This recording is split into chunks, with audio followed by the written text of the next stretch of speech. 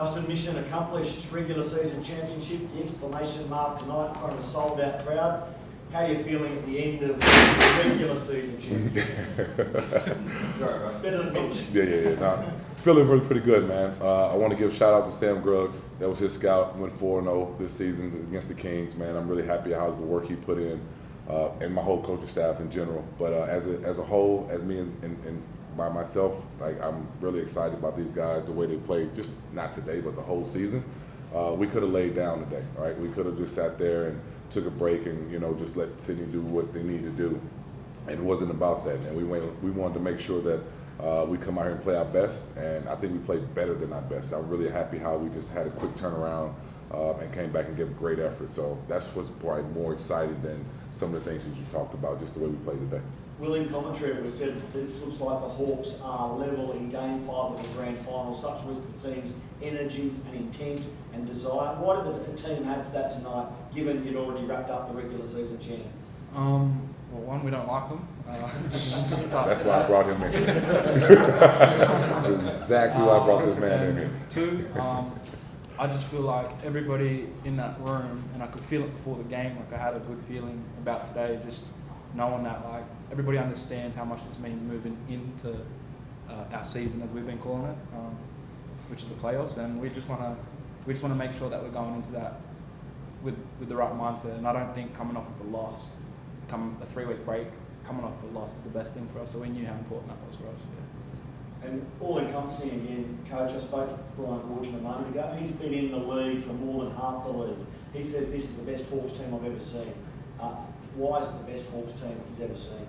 Man, I think the camaraderie, the way these guys just gel off the court, the way they just naturally, bond together, and our practices are intense. Everybody understands their role and what they can do and what they feel that they need to do to help us win. They're just on the same page, and that's a great compliment from a great coach. I definitely appreciate it, and hopefully there's a lot more better that we can get. 21 days until your next game now, so how do you approach what could be a very tricky scenario? Yeah, that's we've been working on it part of the last week and a half, just in case we got into this position. We will have the guys will definitely have some rest days. You see, we have Trey and Darius working on getting them back fully in practice next week. We'll go a couple days on the court, a couple days off, and hopefully simulate some type of scrimmages here and there. But I'll definitely keep these guys up to beat and sharp and ready. 21 days is a lot, but we'll make sure that we keep our competitive edge. JT, those injuries, you look at Trey having to sit or Darius having to sit, Toddy Blanchfield comes on, has the back end of the season he's had, Davo comes in and has to run the team now in these last couple of games. Is there silver linings in that? I mean, the way that some players have fallen away from you, but you've had these guys that get that experience now going into the finals. Yeah, and it's not the experience, Mitch. It's just like, I switch teams up in practice too, so these guys kind of know each other and they know what they can do in different positions as well. So it's like it's nothing new to us. It's probably new for the community and everybody else because they see in different lineups because we had a consistent lineup for the majority of the season.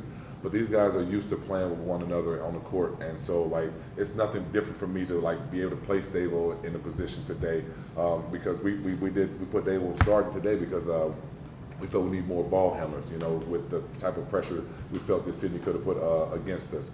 But Lee was starting against New Zealand. We felt that his sharpshooting was going to be available. So these guys know when their number is called, they're ready to go. It's nothing different, nothing new that they've never been in before. But I was just excited that they excelled and helped us win.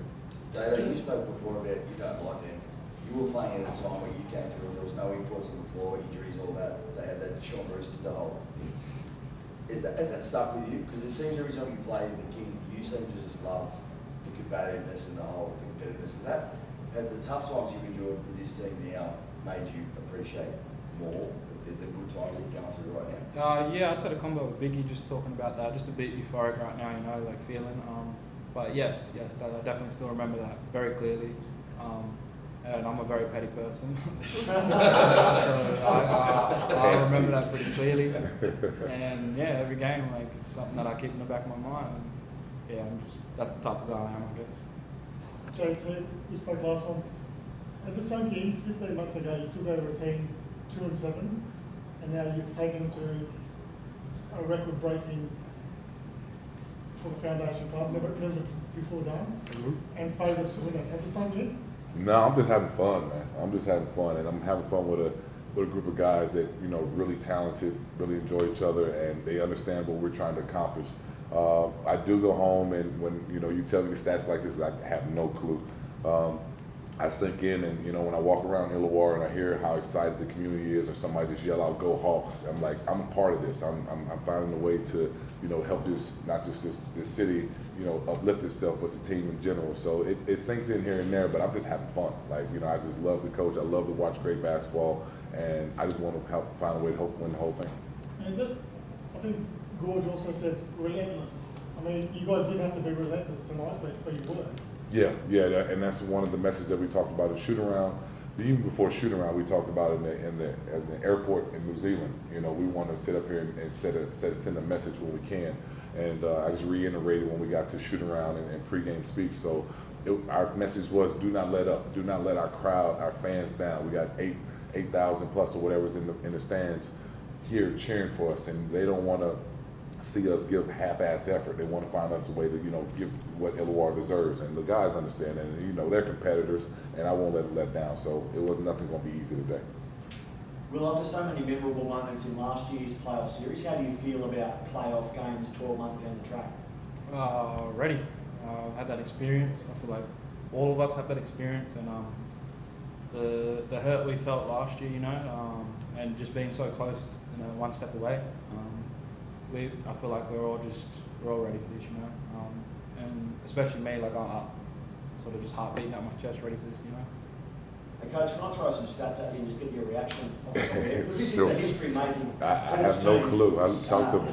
The highest field goal percentage in the NBL since the Townsville Crocs in 1997. The Crocs aren't even around anymore. I was graduating from high school in 1997. The highest scoring team in the NBL 40-minute era. Ever? Yeah, 40 minutes. 40 minutes. So we went in 2010. Yeah. 100 points 19 times this season. The closest is Perth with 14. So you're 5 ahead of team second. And here's the one that I want to get you really to comment on. You're the first team in NBL history to average more than 100 points, yet commit fewer than 10 turnovers. So despite playing the brand of basketball you do, you've still got this remarkable ball security. So to mesh those two stats together, what do you say about that? I wish you didn't tell me that right now. These guys might start turning the ball over there. No, that's unbelievable, man. That's just a testament of these guys taking care of the ball, having fun doing it.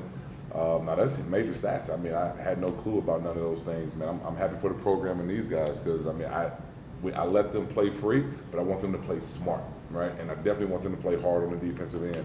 So just to be able to do all those things and have accomplished those numbers is astounding. Yeah, will Trey Kell and Days be fit for the finals? All day long. Yeah, they'll be ready for the finals. They have their vacation. Oh, just one more, I guess. Another debutant, Brad, was that a plan, a goal for the last game of the regular season? Yeah, we got Brad in there. We had a long discussion about it yesterday, and even because we were, it was optimistic if Mason was going to play today because he's had a lingering little injury, and I didn't really want to talk about my DPs and Brad potentially playing, but we got around to it, and Brad deserved it. He's been working his tail off with us, young kid, and we wanted to give him some life and things like that. And he did okay besides his turnover, but we get it. Brad's an exceptional kid, and has a bright future. Just on that, I saw the whole NBL 1 season. Brad played really well to play to this level. I asked him a few times, and he said he really wanted to be here. How do you think he's feeling now? He's got the minutes in the NBL. Yeah, I hope he thrives off of it. I mean, he played in the stretch, I guess, the under 18s, under 19s not too long ago. We helped him a little bit because he didn't play up to par that we felt that he should have when he was out there. But Brad's a tough kid. He's an exceptional talent, man. We're rooting for him. I'm glad he stayed around and helped our practice, enhance our practice all through the year.